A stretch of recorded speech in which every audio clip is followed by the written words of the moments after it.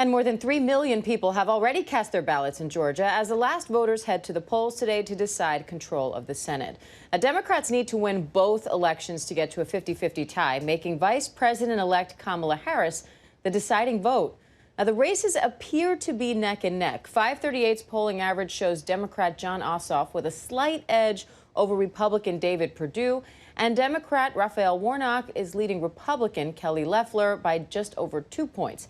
ABC's Elwin Lopez joins us now from Atlanta with more on this. Elwin, Georgia has been in the national spotlight for weeks now, but it all comes down to today. So what are the candidates and parties doing to try to get those last voters out?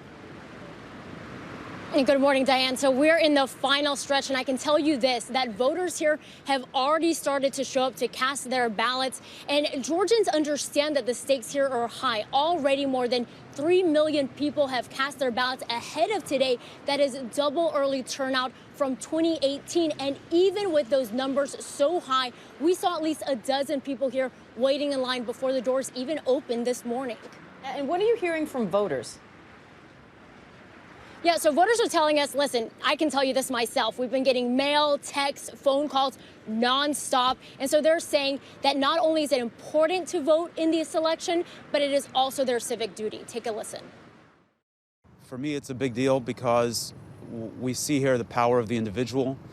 Each of us have a purpose on this earth. God put each of us here to make a difference. And every now and then you get to see it very clearly. And this is an election where every vote counts, every individual counts.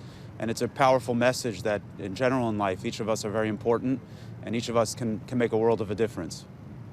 You know, my grandparents were Holocaust survivors, and they taught us that your politics are private, but you always must vote. And it's important to point out that we might not know the results here for days, Diane. And Elwin, now officials are looking into threats at polling locations. We heard Cecilia touch on this a little bit. What's the latest? Yeah, so the Georgia Bureau of Investigation says they're taking a look into specific threats into 10 different counties. So we know that they're keeping an eye on this. They're patrolling those polling precincts to make sure that voters are safe. Diane. All right, Elwin Lopez in Atlanta. Thanks, Elwin. Hi, everyone. George Stephanopoulos here. Thanks for checking out the ABC News YouTube channel. If you'd like to get more videos, show highlights, and watch live event coverage, click on the right over here to subscribe to our channel. And don't forget to download the ABC News app for breaking news alerts. Thanks for watching.